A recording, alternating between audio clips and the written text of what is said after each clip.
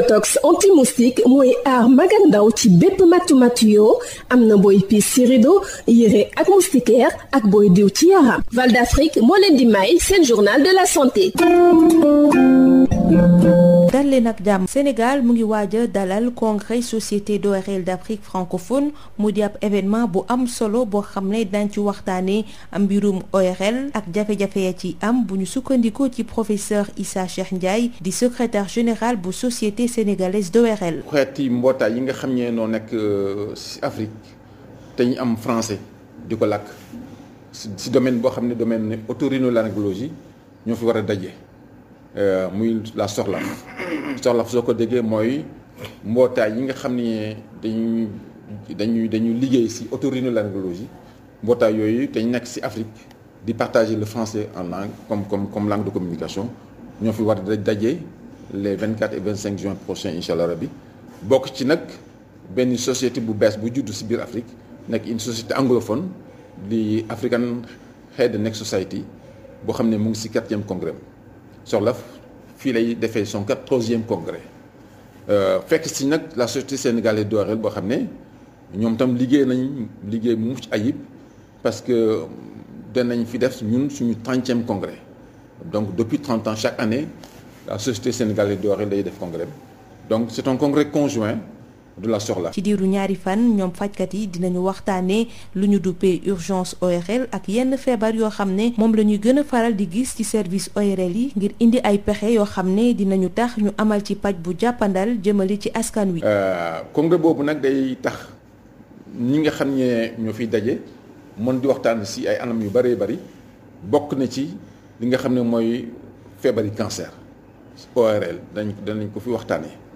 bokk na ci li ñu naan tëx mooy ñàkk a mën a dëgg loolu aussi danañ ko ci waxtaane ak urgence suñ ko waxee Sénégal ñëpp xam nañ ne de temps en temps day am problème mais ñi fi daje jóge Afrique ak bitim réew danañ waxtaane problème urgence ORL yi ak beneen thème boo xam ne mooy endoscopie mooy benn façon paj boo xam ne léegi loolu aussi danañ ko fi waxtaane loolu yëpp day mun a tax ñi fiy daje mun a weccu ay xalaat ci seen expérience personnelle bi nga xam ne moo leen di mën a tax ñu mën a daje waxtaan ci expérience yooyu boole ko muy benn consensus boo xam ne dina permettre ñoom ñëpp ci ñibbee mën cee basé wu pour traitement seen pour traiter seen maladie ci traitement boo xam ne dina mucc ayib ñu nekk loo xam ne nag lu am solo la. fii la ñu yem ak yéen ñu yendoog jàmm. Biotox anti-moustique mooy aar mag ak ndaw ci bépp matu-matu yoo am na booy piis ci rido yére ak moustiquaire ak booy diw ci yaram. Val d'Afrique moo leen doon may seen journal de la santé.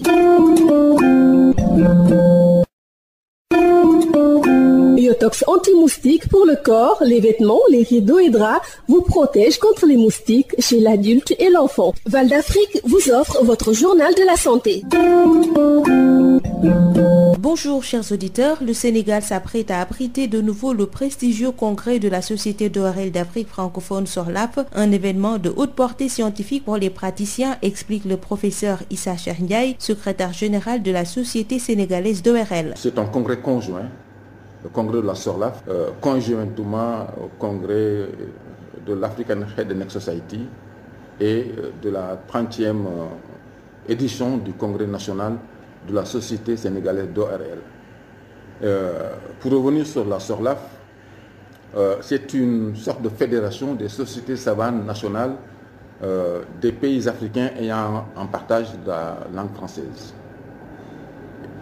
Ce congrès s'est déjà tenu à Dakar en 1994, une première fois au CICES, en 2001 au King Fahd Palace, et nous avons eu l'honneur et le privilège encore de pouvoir l'abriter pour une 3e fois les 24 et 25 juin prochains dans l'espace historique et emblématique de la faculté de médecine de l'université Cheikh Anta Diop. C'est un congrès où nous attendons à peu près 300 personnes venant d'horizons divers,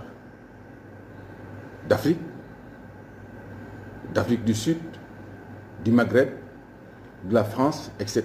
Pendant 2 jours, les spécialistes vont parler des urgences ORL et autres pathologies ORL pour une meilleure prise en charge des populations. D'abord, nous allons parler des cancers, évidemment, des cancers ORL. Ça pose beaucoup de problèmes, les cancers. Nous allons également parler de l'endoscopie en otorhinolaryngologie. Et en troisième position, nous allons parler des problèmes de la surdité. La surdité, vous savez également, c'est un problème de santé publique. Et en troisième point, nous allons en parler. Et les urgences également.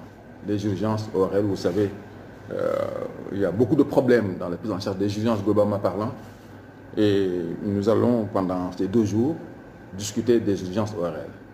À travers quoi? À travers des communications libres, mais également des symposia et des tables rondes, des ateliers qui seront animés par des experts venant d'horizons divers et sur des sujets pointus de notre belle spécialité.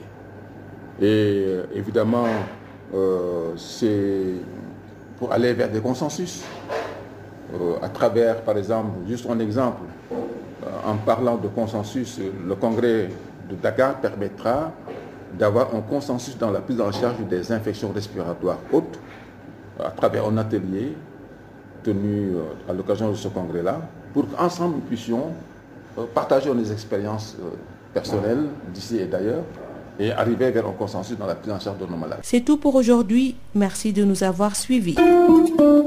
Biotox anti-moustique pour le corps, les vêtements, les rideaux et draps vous protège contre les moustiques chez l'adulte et l'enfant. Val d'Afrique vous a offert votre journal de la santé.